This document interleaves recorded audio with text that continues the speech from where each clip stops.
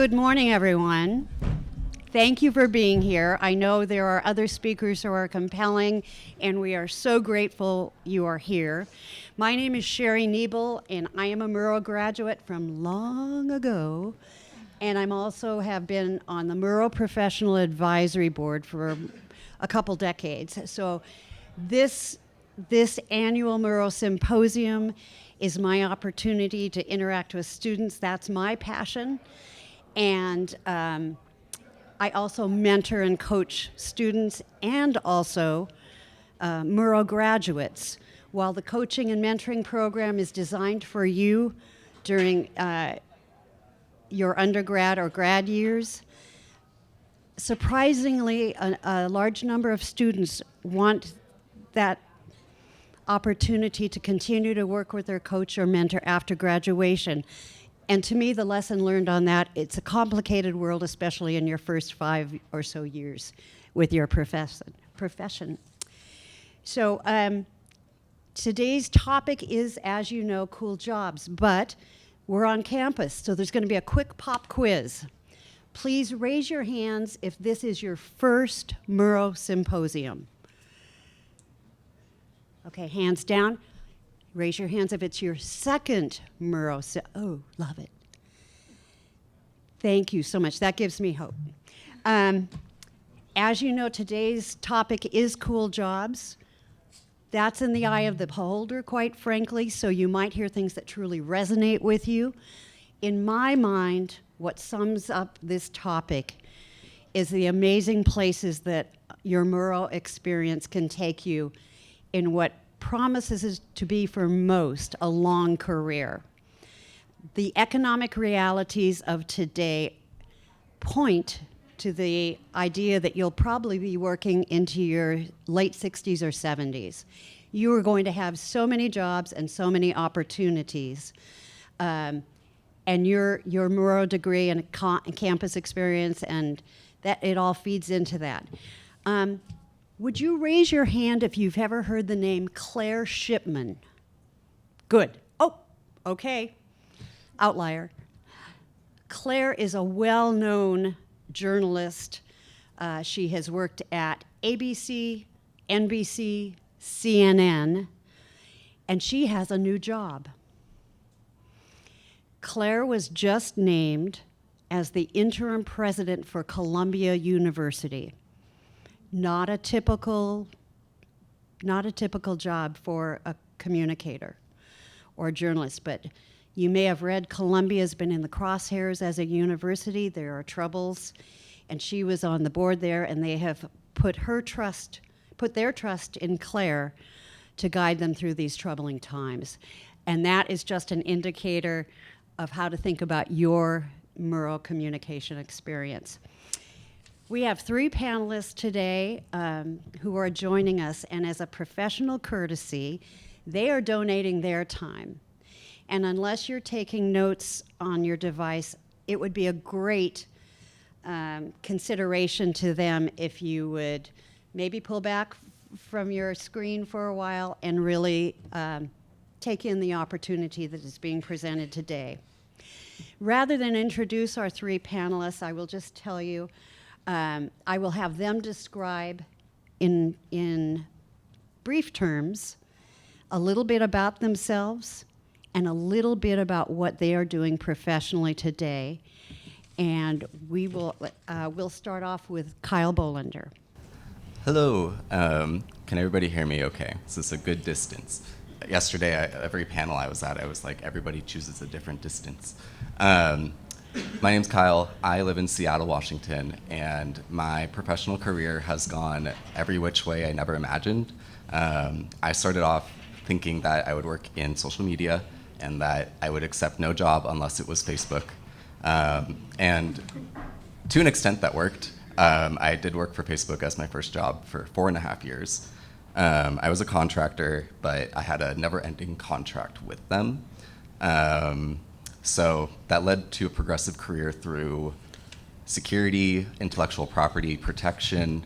I traveled throughout the US doing commercials and road shows.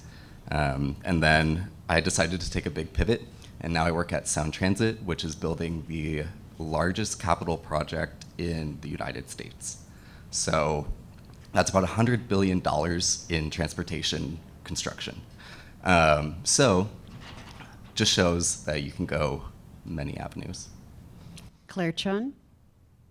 Hi, my name is Claire Chen. I also attended Symposium when I was graduating high school and continue to attend this when Ted Turner talked, and continue to attend this throughout my college career. I parlayed my broadcast production journalism degree here into being an independent, award-winning filmmaker and actress. I have an agent in Seattle and beyond, and I'm also, my last film went to Cannes, so it's Shelter in Place, if you see it. Shelter in Place, Claire Chen, because there's a lot of titles with similar titles on YouTube.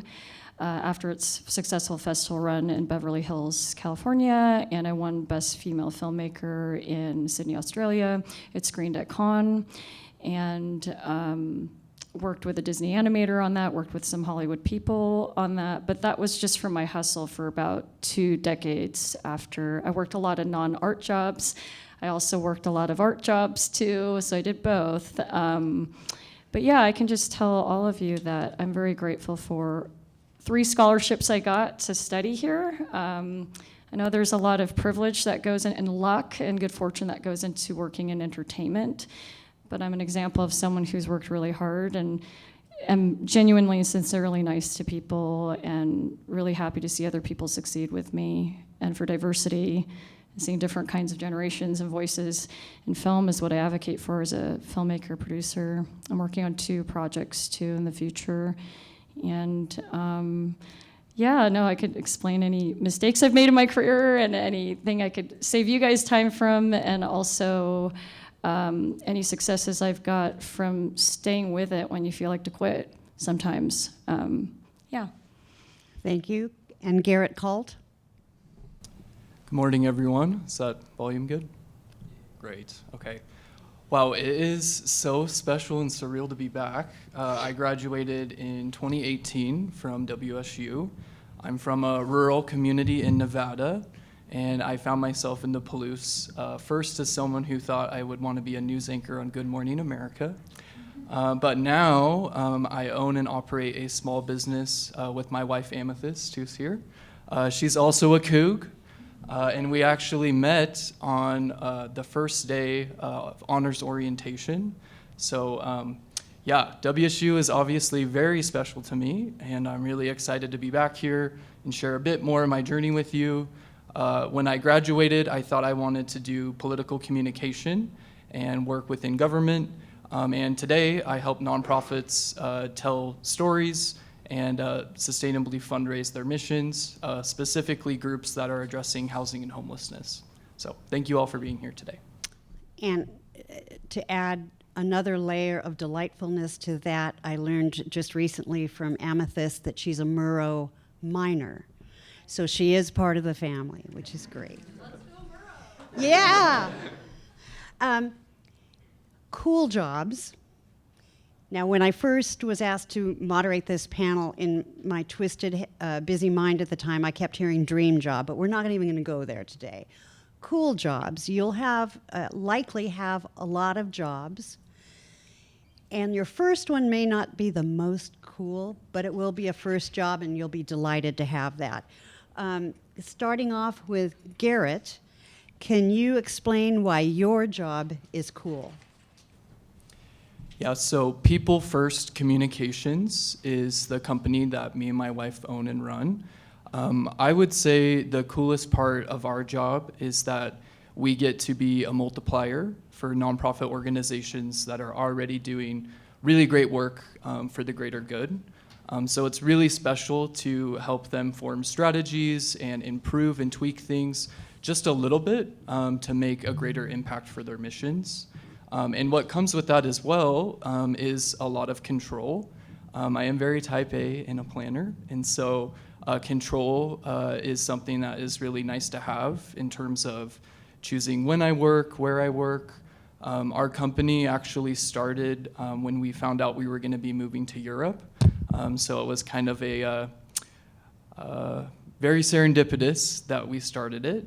And I also would say, just overall, as someone who wants to make the world a better place, being able to do something that I know is truly helping change lives and move the needle for humanity to be more just and more good for everyone. Claire, what makes your job cool? I think, and they don't usually like attractive women to describe their age, and I think a lot of ladies can relate to that. When you're an actress, model, and then you parlay to filmmaking, producing, even behind the camera, career behind the camera, ageism is a real thing. But I can tell you, being a millennial, I think one of the coolest things about being an independent filmmaker and producer is I created my own production company, Claire Chen Productions LLC, on my own because I wasn't seeing the opportunities I was seeing when I graduated. In the Seattle film community and fish hooking out to LA and France and these other European countries that really do socialize things and support art, right? Funding for artists. For me, I thought to myself, I need to create a market, you know, and in Seattle film, they were doing a lot of, nothing wrong with this, but the only two genres I was seeing in independent film emerge was sci-fi and horror. And I was like, what about narrative films? You know what I mean? What about the A24 type films or the neon rated films? Okay, I can't work there yet, but why don't I gather my colleagues and leverage the relationships I did have at Wazoo as well as beyond in the Seattle film community to create my 4 independent films, and each film project kept growing. And so for being a millennial, what I really love on a film set and what I try to encourage is to staff being in between both generations, the younger and the older generations, because I think a diverse film set and a democratic film set really informs me how to be a better filmmaker and hear different points of view to make, you're all there to make that one film and tell that one story together. And so I think the diverse opinions and the diverse people that I meet along the way, whether I'm hustling to get funding for my feature or whatnot, or my short films, or crowdsourcing for my short films, teach me a lot about myself and teach me a lot about being accepting of a lot of people and being open-minded. It's really hard to follow 2 people that have started their own businesses because that in itself is really cool. But working at Sun Transit, I was hired as a project coordinator in a first of its role where I was assisting 3 different teams and then also assisting the executive director from the director's office standpoint. And halfway through my first year, we hired a new deputy CEO. If you live in the Seattle area, you may have heard about her. Her name is Terry Mestes. Terry recognized my skills and decided that my temporary move to support her in her first 3 months would become permanent. And so I'm now a permanent addition to the chief of staff team. And I never envisioned myself again in a chief of staff type role. My title is still a project manager, but at heart, I'm working to scale programs for an entire department of 300 people. And that's just FTEs. We have 600 people in our full department. And I'm building programs that recognize employees for the contributions that they make. I just finished a program where if you get nominated and awarded, you get a day off because everybody's working so hard right now to complete these projects that are way behind schedule. And one thing that's really cool about working at Sound Transit in particular is their commitment to diversity and inclusion. It's the first place that I have worked at where every single person in the first 30 days and within meetings, they led with a safety moment to say, here's what we're focused on in terms of safety today. And then they also led with their pronouns. And it creates this welcoming environment where we all rallied together to complete these big projects. And within the Chief of Staff office, we are the ones that really need to be the ralliers. And so that's why we build these programs to keep people engaged and moving forward. Thank you. Here's a surprise. I have a follow-up question for each of you based on what you just mentioned. Garrett,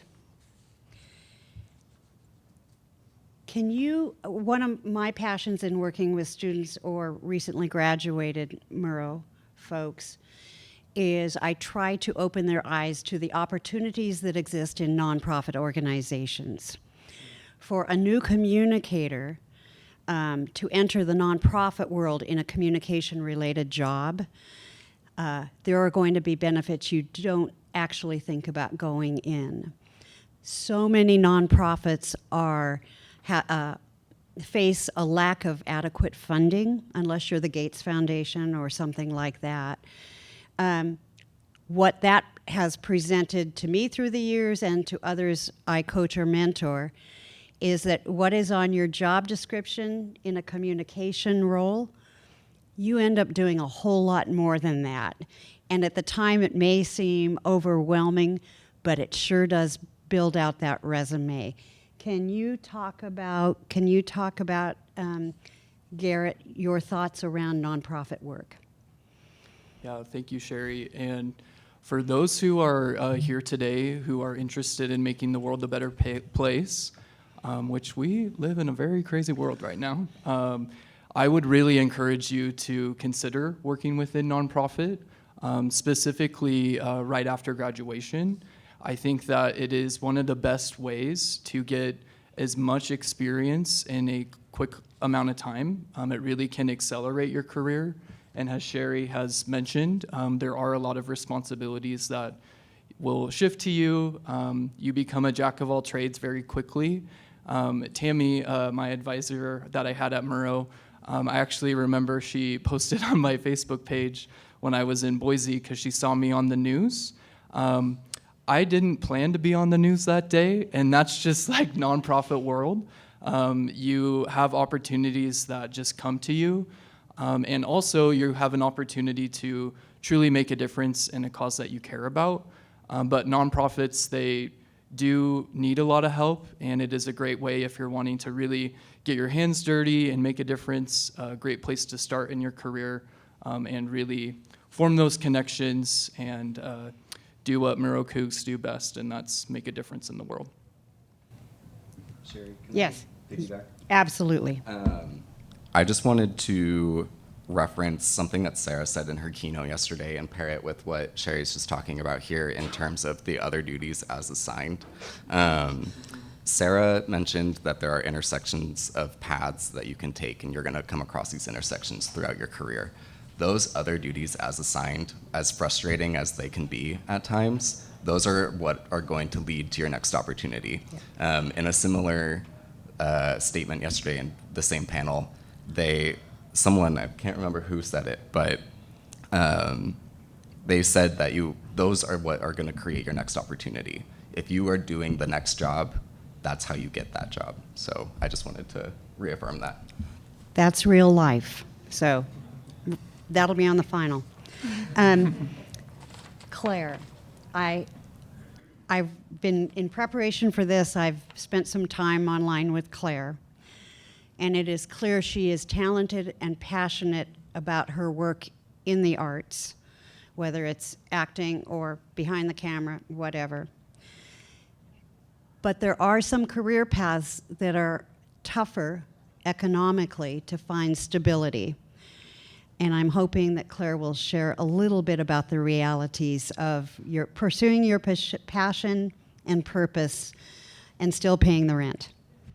Yeah, that's a very great question. And I know people that work in Hollywood, and I also know people that work independently in Seattle and are fine. So I know people on both paths. Like, either path is fine, I think. I don't think one is better than the other. I think everyone has their own calling in life or ambitions, and all of them are valid. I would say even my Hollywood friends, after the fire and after COVID, after the strikes, with artificial intelligence, technology is changing the way we're telling stories visually.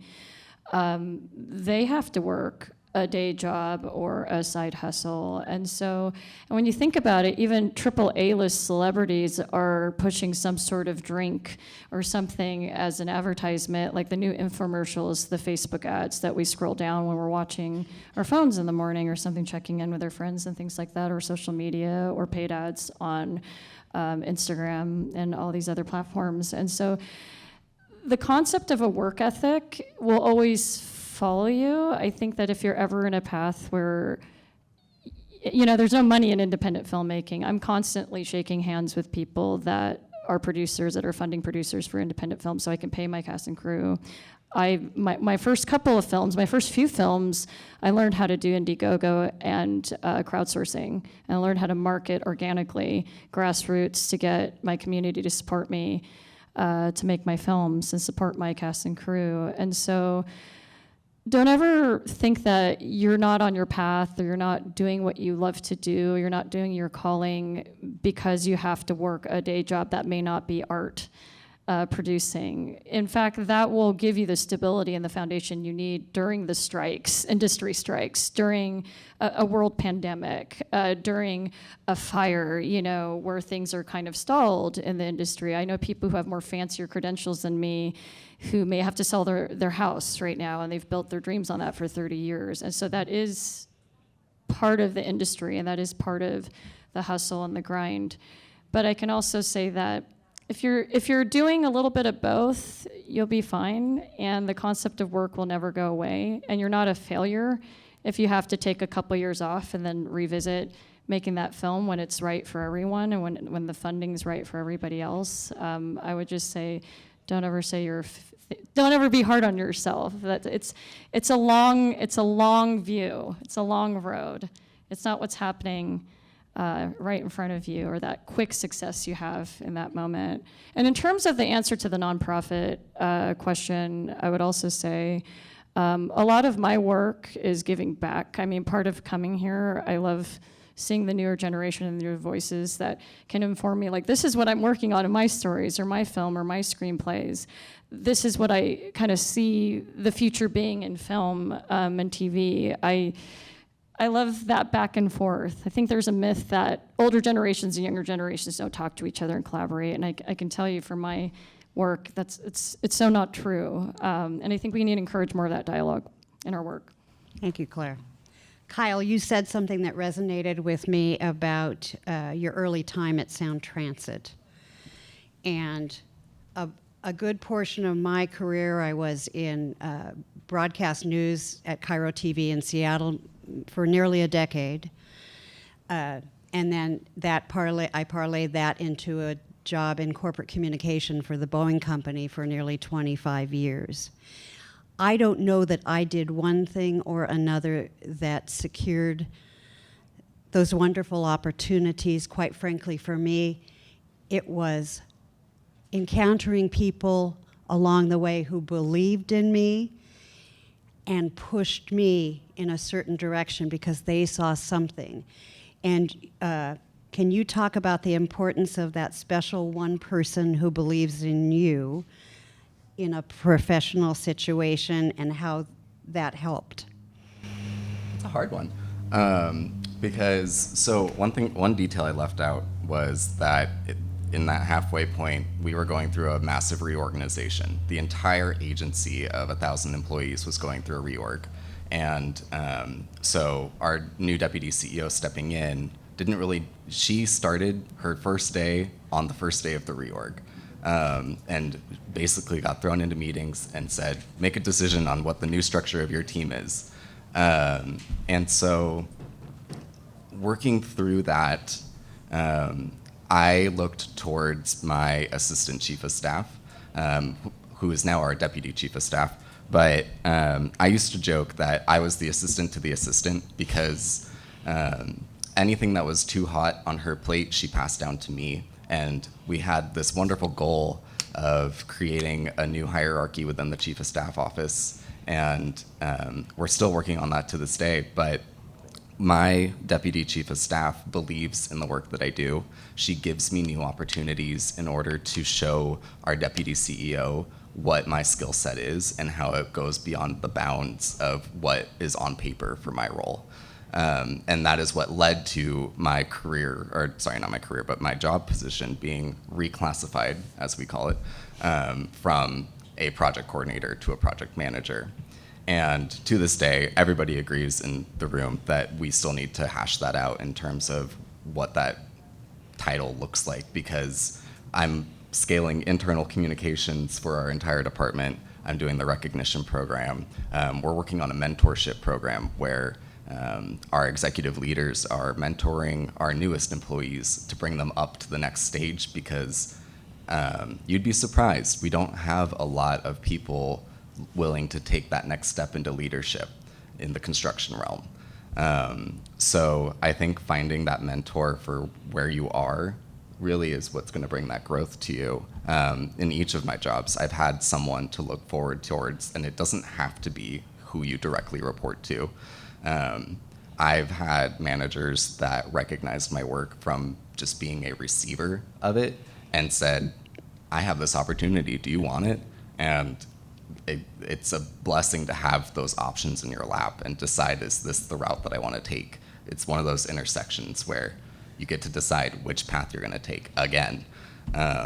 So does that answer your question, Jerry? It does, and it's a reminder, if you've been attending the sessions or hearing keynote speakers, you've heard the importance of curiosity as you move forward, and you've also heard the advice that within your value systems, just say yes.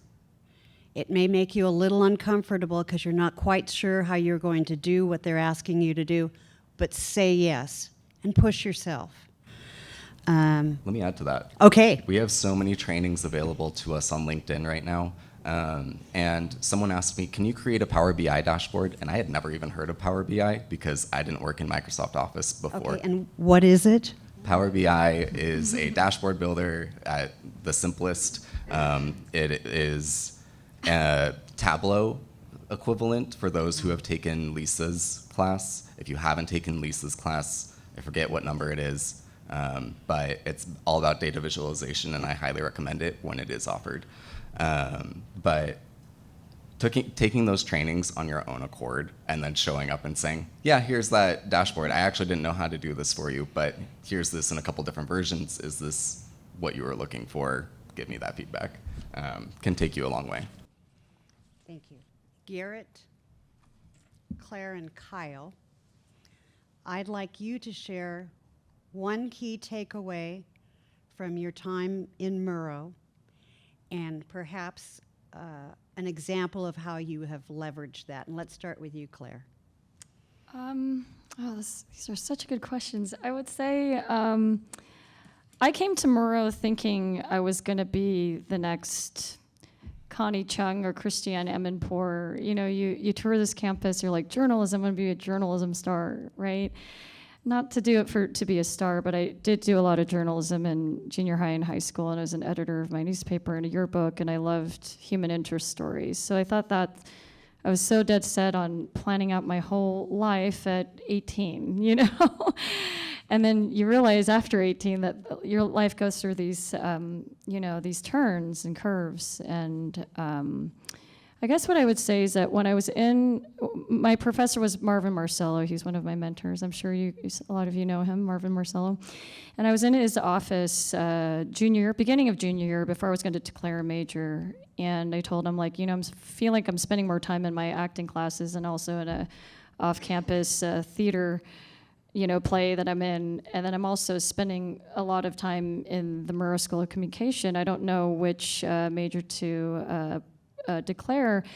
And I remember him just telling me something. He's like, if you do broadcast, instead of broadcast news, if you do broadcast production, you're going to be playing with cameras. You're going to be sticking a mic in front of someone's face and having the courage to not be shy and ask them a question. Obviously in a nice way, of course, but ask them a question that you need to press for a story that you're covering. You're going to be editing video. You're going to be in the control room. You're going to be directing talent. You're going to be camera operating. You're going to have the talent talk to you. You're going to interact with your crew. You're going to be under a deadline. And so all of these things are still things I use in a 20-year career in film. These are still things that I draw upon, these skill sets.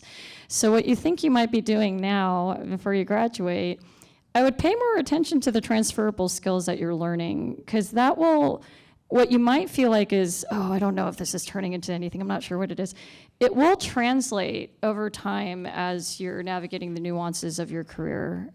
You will find that reappear in your current professions. And so I think that's something I learned, is a broadcast major that I wasn't going to do initially or declare was the very thing that prepared me for the entertainment industry and film production. And based on Claire's great comments, we're going to take a 60-second public service announcement for Sarah Stout's Center for Student Success, because transferable skills is a real thing. And you don't have to rack your brain about that, because Sarah and her team have put together a wonderful handout that you can get on the other side of this area. You can do check marks on all the transferable skills you have, and you're doing a self-inventory. The work is done for you. That's the end of it. Just use your Center for Student Success. Thank you. Okay, go ahead. I'm gonna grab one of those on my way out. Okay, so the question, key learning from my time in Murrow and how I've leveraged that. I would say there's so many things. If I had to choose one, though, I would say that authentic stories create connection, understanding, and action. And example from my time in Murrow is I was very fortunate to be able to go to Cuba for a backpack journalism trip. And I know that there are still some global expeditions that Murrow does. If anyone has an opportunity, and I know it's not available to everyone, unfortunately, but if you can, go abroad or go somewhere that's unfamiliar to you and have a chance to really get to know people and how they live their life in a different context, would 10 out of 10 recommend that. It really does open your eyes and experience to just different ways of living. And through that experience, the story that I produced was about a man who tried to get to the United States by making a makeshift raft with car tires. And that story has stuck with me forever, especially because when I was interviewing him and met him, it had to be done behind closed doors. He was scared that him sharing his story would have repercussions for the government that he was a part of. And that really has led me to greater understanding just the world that we live in and that connection that you're able to forge with stories, not only listening, but hearing and sharing. And then the last part is that action piece. And so don't forget that stories are a great way and a great tool to make positive change in action. With our company, People First, the name is People First because that's what we do. We put the people that are being affected by the missions of the nonprofits that we work with ahead of everything else. And so an example is organization we work with addressing homelessness. We often interview mothers who have lived in their cars and who have then gotten housing through the nonprofits that we work with. And so anytime that you can build an authentic story and connect people to it, it is great, and it can inspire action as well. And I think it's also important to show that Garrett is obviously, his authentic self is helping people, and that is what's contributing to the success of him and Amethyst's, I have Invisalign. Lady A. Yeah. But it's contributing to the stories that you guys create and the impact that they create to your readers, I believe. So a little dose of reality in a day-to-day professional situation. In working with our panelists prior to this, we scheduled time together online and that sort of thing. And Garrett had to cancel or postpone our first session for a real-life reason. He said, "Sherry, I'm so sorry, but the Idaho legislature today is working on and I think voting on a bill that would make homelessness in the state a crime." That's real life in real time.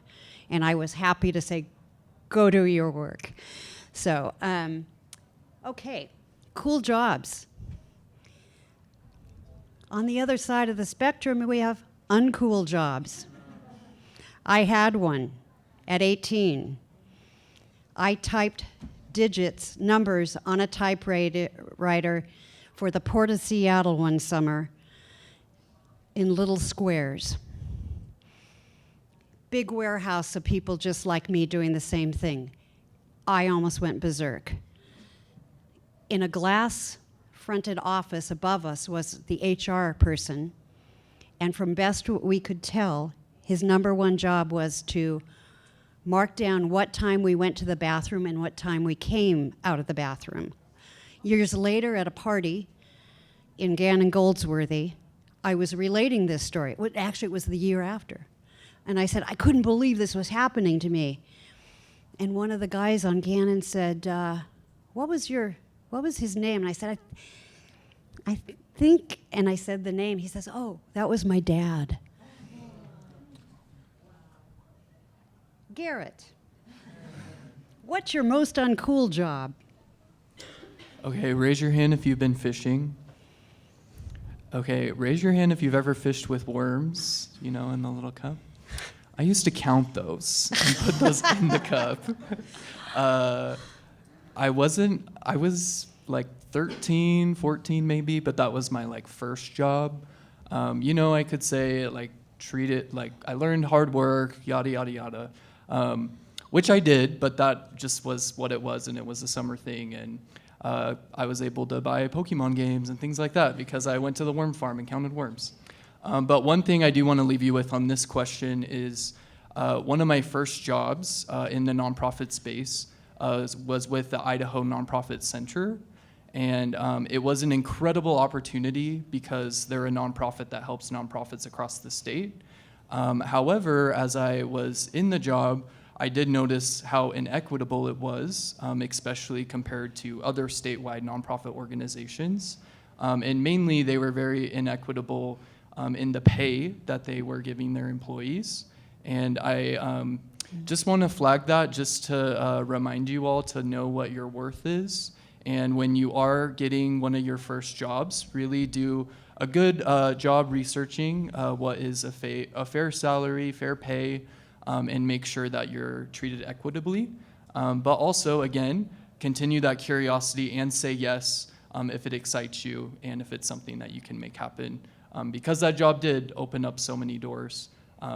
And everything is gray, right? There's good and bad with everything. But yes, the uncool jobs are always along the way. Kyle, what's your uncool job? So, admittedly, I really like my history. And so I'm going to twist it a little bit, and I'm going to say what I thought was an uncool job, which was my first job out of college. I was a reception desk supervisor, and I thought, man, I have a degree. Why am I a supervisor of just a reception desk? I should be making media campaigns. I should be doing internal comms. I should be doing anything but this. And back then, I was so hungry for a new position. I got moved into a new position within 6 months. But looking back, I really appreciate the fact that they trusted me, a 22-year-old, to present at every single new hire orientation to classes of 50-plus software engineers. And, I got to express what we were doing at the reception desk. I got to remotely manage people from Seattle, extending from Vancouver, BC, all the way to LA. I got to hear about what celebrities were checking in at LA. I don't know why I ever thought that it was uncool to be a contractor or to not have the fancy job title coming out of college, but that position is the catalyst for where I ended up going and ended up growing into security and events, and now this position that's basically every hat that you could ever wear. Experience and growing gives you an opportunity to put things in perspective, and I think that's a great example. Claire, if I recall, has about an 8-year background in ballet. I did ballet from ages 7 to 18, 20. So I can't imagine you've ever had an uncool job, but have you? I would say from ages when you're able to get a driver's license and work, and then when you're able to vote at 18. I would say, how do I think about uncool jobs in general? In the entertainment field, your career ebbs and flows. You'll be up 1 minute, the next minute you're not. I really encourage everyone to look at a day job, so to speak, if we call it a day job, that isn't our passion job. we're storytellers, right? We came to this university, some of the greatest journalists, including Edward R. Murrow, confronted how to make society better, how to make the universe better, how to make people better. We confronted these tough stories. Journalists broke those stories. Filmmakers, documentarians broke those stories. Even when all the cards were stacked against us in our personal life of like, okay, I can't pay rent, why am I believing this? It's really that story that keeps you persevering through that.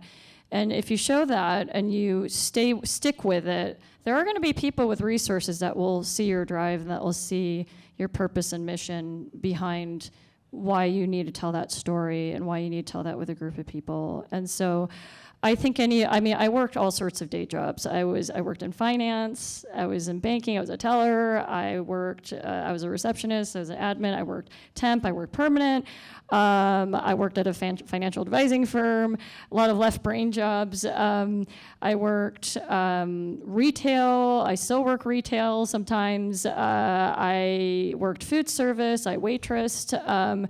That was just part of it, that was part of it. All the stuff you see in the Oscars, all the stuff you see in these very fancy, like SAG award, award season, Golden Globes, all these industry awards that you see, what we need to remember too, they're reflecting, not to say everyone's lucky and everyone wasn't like us, breaking through, but the self-made myth is a myth, there's a lot of nepotism in the industry. There's a lot of being at the right place, right time, kind of being privileged to work hard, being born into the right families, being born into the right adjacencies, or even if you're not born, maybe you just grew up in LA and filmmaking's in your backyard. I didn't grow up in LA. That wasn't just in my backyard, and the provincial kind of attitudes that come around, like, oh, you're from Seattle, you're from Pullman, like, what, you're gonna try to make movies, what? So I think there's a lot of that, and I think what I took from the jobs that weren't my passion jobs is that it taught me a left-brained sort of organization and project management that actually is very helpful and made me more competitive in my independent filmmaking. And it helped me not to look at some of the great news that we see in social media online where we try to compare ourselves. It taught me to have more of an authentic voice and be like, okay, well, that was their path. I'm happy that that's their path. I'm going to create my own path. And that's going to touch people who are similar to me, who are self-made, who did struggle to get to where they are and their success. It's all the more sweeter when you are struggling to get there. You know what I mean? It's a real story. And I think struggle has a way of teaching you how to get to know yourself in a way that maybe coming from a more cushier background doesn't. So I think for me, all of the day jobs taught me how to be a better filmmaker, and I have more of a well of experience to tell stories in my screenwriting more authentically because I've worked those jobs versus, I don't know, I need to get a consultant for someone who actually was a waitress or who did work retail. I don't really know what they went through. Let me try to do method acting for about a week. I don't have to do that because I've already lived it, So I think that helped me be a better storyteller and filmmaker is having those real struggle experiences at those jobs. And I would say the art world should inform the corporate world to have more empathy and be more open-minded of the different kinds of people and authentic people that work at your company. So I think both sides, if you see it that way and are humble, can help you in your career, I think. Thank you.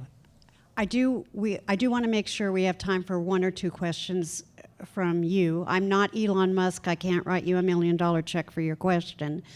But are there, if you have a question, if you would step to the central mic, please.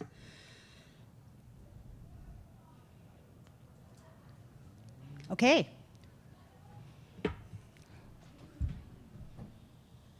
Who are you? My name is Hi, my name is Smith Sly. I'm a first-year student. My question to you is, how do you guys feel that being a Cougar, or specifically being a Murrow alum, has helped you guys once you got into the professional field? Do you run into any other Murrow Cougs? Do you hire Murrow Cougs? Well, okay, because you're giving me the opportunity to plug it. Any seniors that are interested in a internal communications position, my team is going to be hiring for that relatively quickly here. And So luckily, they all brought their resumes, so if you'll stand at the door and collect them on the way out. I will be standing there and waiting. But I think everybody's said it throughout Symposium. We're a family here. Cougs help Cougs, Cougs hire Cougs, and I think that anytime I've been in a position where I feel isolated, there's always a Coug there to help me work through those moments. And the Murrow Coug friends that I made while I was here in Pullman are still my friends to this day. We still help each other through LinkedIn, and I think that that's the most valuable thing, is the connections that you can make, not just the professional connections, but the friendly connections. And I'm going to build on that because of the students I work with who asked to stay connected with me after graduation. Most of them were really strategic in their relationship building with a key faculty member or two in Murrow or elsewhere on campus, and they still stay in touch, and people like Marvin still provide insight and guidance. So just do it. I mean, just remember too, when you see a Cougar license plate, anything crimson, right, on the west side in Seattle, if you ever see anyone wearing a sweatshirt or a t-shirt, I don't know how many universities I can say where you could strike up a conversation with someone who's wearing a Cougar t-shirt, and I am too, Washington State University t-shirt, and go, do you know Ferdinand's? And you just have that like inside baseball language that I think other universities don't really have, It's like you can have these set of experiences. Do you know where the Coug is? Or do you know where Beasley is? Or do you remember Regents Hall? I think there's something really awesome about when you graduate.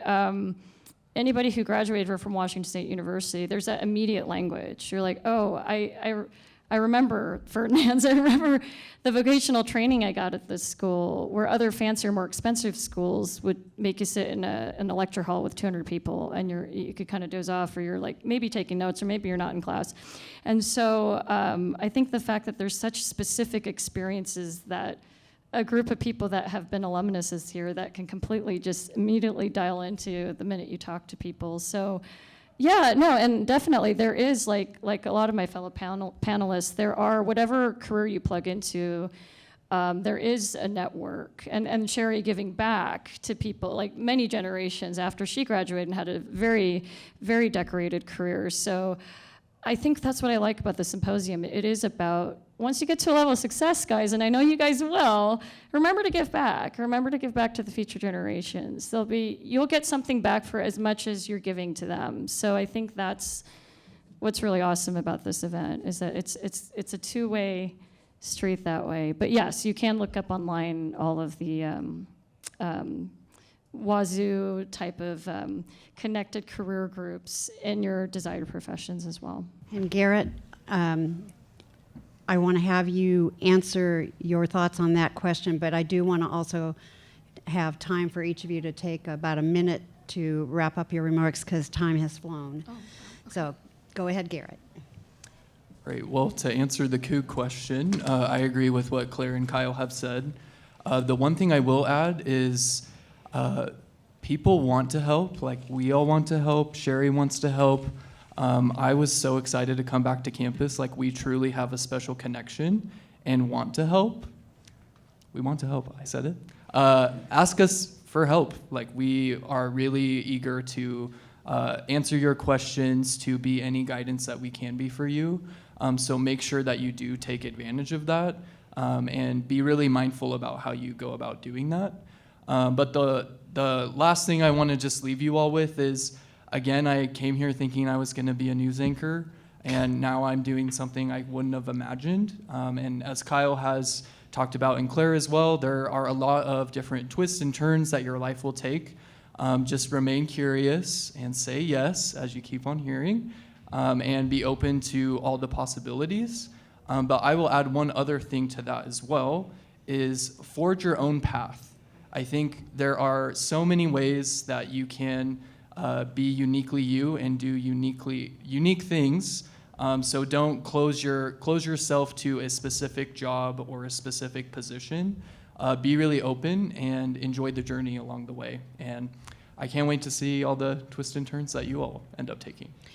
Claire, one minute. We're running low on time. I'm really sorry. Do you have a minute to share any final thoughts? A couple final thoughts. I'll just say, if anyone wants to DM me, I'm on Instagram. So it's at CLARE_Y_CHUN. And I have a lot of young Wazoo people that DM me there because I check that a little bit more.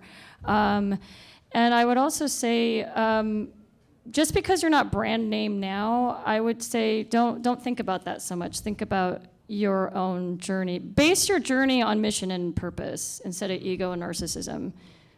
That will never lead you astray. If it's about what am I doing to make this world a better place through my storytelling or my skill sets or my art form, that will attract the right people to you when you work on your big dreams.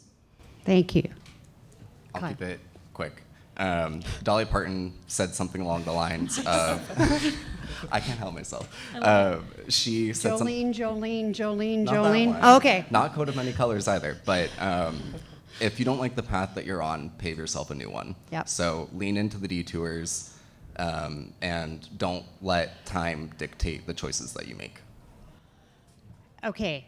My one takeaway for you all is just be excited, be motivated about where Murrow can take you. I'm on LinkedIn. Any Murrow Coug who asks to connect with me on LinkedIn, I say yes. My network is your network.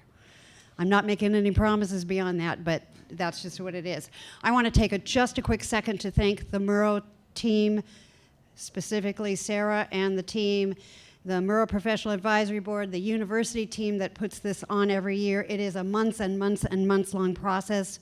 Get the most out of it, and we are so grateful you came today. Thank you so much.